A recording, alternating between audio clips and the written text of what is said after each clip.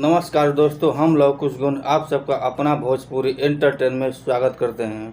तो गाइज आज हम फिर एक भोजपुरी से बहुत ही ज़बरदस्त वीडियो लेके आए हैं, तो वीडियो को लास्ट तक देखना।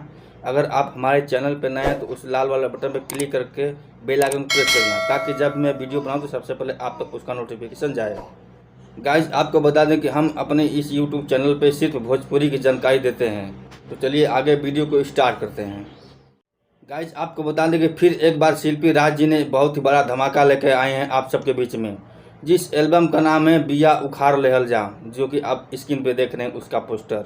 ये गाना भोजपुरी रोपनी गीत है, जो कि इस समय बहुत ही तेज़ी से रोपाई चल रहा है गांव के खेतों में का।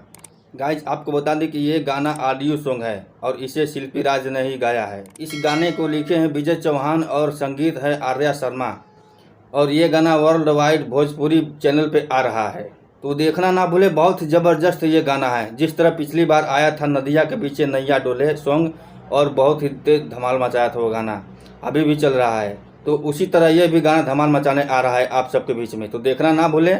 तो चलिए आज के लिए बस इतना ही। अगर वीडियो पसंद आई हो तो एक लाइक और कमेंट हमें ज़रूर करना, और चैनल को भी सब्सक्राइब जरूर कर लेना।